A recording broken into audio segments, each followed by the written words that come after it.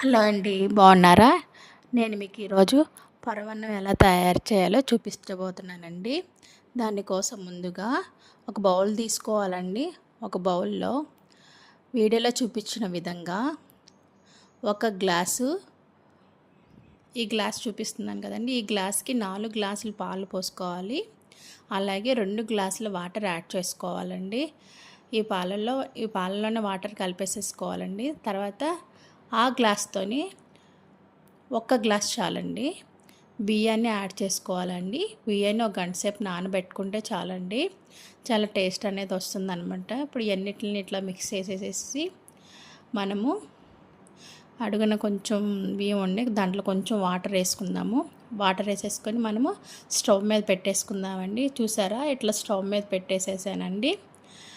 ఇట్లా కొంచెం కాగుతూ ఉంటాయి. ఇది పట్టిక బెల్లం అండి. ఇది మొత్తం 1/2 కేజీ ఉంటుంది. వీడియోలో చూపించిన విధంగా పట్టిక బెల్లాన్ని తయారు చేసుకోవాలన్నమాట. పాకం తయారు చేసుకోవాలి. ఇప్పుడు పాలు మరుగుతున్నాయండి, అడుగంటుకోకుండా చూసుకోవాలండి. మీరు ఎప్పుడైనా సరే పరమాన్నం వండేటప్పుడు నీళ్ళతో కాకుండా పాలతో వండండి.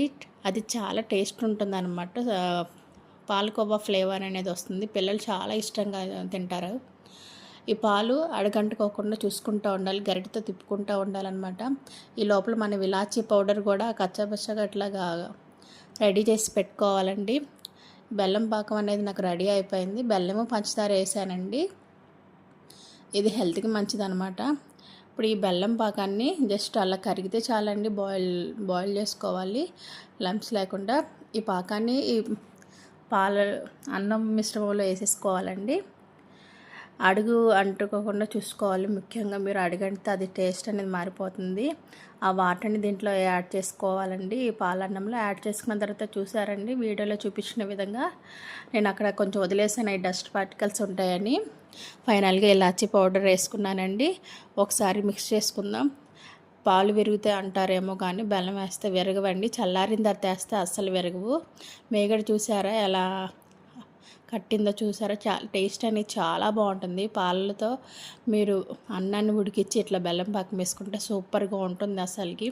అసలు చాలా టేస్టీగా ఉంటుంది. ఈ లోపల నేను ఒక 3 స్పూన్స్ నెయ్యి వేసుకున్నానండి. నా దగ్గర కాజు లేదు, బాదము, సారపప్పు ఇంకా కిస్మిస్ యాడ్ చేసుకున్నాను. డ్రై ఫ్రూట్స్ వేయించుకునేటప్పుడు ఎప్పుడైనా జాగ్రత్తగా చూసుకోండి, అవి మాడిపోతూ ఉంటాయి అన్నమాట. అది మీ ఇష్టం. వీడియోలో చూపించిన విధంగా కిస్మిస్ కూడా యాడ్ చేసుకున్నాను నేను. జస్ట్ అలా రోస్ట్ చేసుకోండి చాలన్నమాట. మాడిపోకుండా చూసుకుంటూ ఉండండి. నెయ్యి ఫ్లేవర్ అనేది చాలా బాగా తెలుస్తుంది అనమాట. డ్రై ఫ్రూట్స్ నేతిలో వేయించుకుంటే చాలా టేస్ట్గా ఉంటాయి. చూసారండి, ఫైనల్గా రెడీ అయిపోయింది. Thank you so much.